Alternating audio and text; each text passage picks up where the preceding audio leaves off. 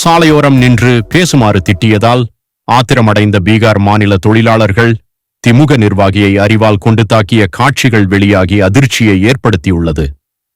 திருப்பூர் மாவட்டத்தில் உள்ள பனியன் நிறுவனங்களில் 3 லட்சத்திற்கும் மேற்பட்ட புலம்பெயர் தொழிலாளர்கள் பணியாற்றி வருகின்றனர்.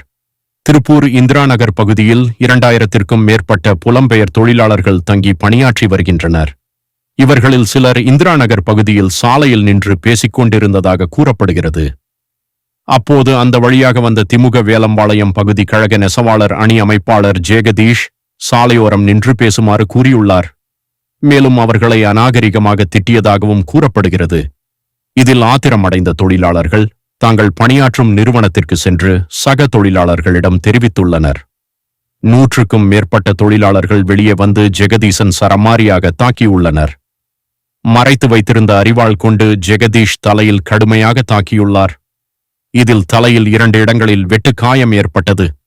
இதனைத் தொடர்ந்து அருகில் இருந்தவர்கள் ஜெகதீஷுக்கு உதவ முன் வந்ததை தொடர்ந்து புலம்பெயர் தொழிலாளர்கள் அங்கிருந்து தப்பி ஓடினர். 2 பேரை மட்டும் பிடித்த பொதுமக்கள் 15 வேலம்பாளையம் காவல் நிலையத்திற்கு தகவல் தெரிவித்து போலீசாரிடம் ஒப்படைத்தனர். இது தொடர்பாக வழக்கு பதிவு செய்துள்ள போலீசார் 4 பேரை பிடித்து விசாரணை மேற்கொண்டு வருகின்றனர். இந்த தாக்குதல் சம்பவத்தில் காயமடைந்த ஜெகதீஷ் திருப்பூர் அரசு மருத்துவமனையில் சிகிச்சை பெற்று வருகிறார்.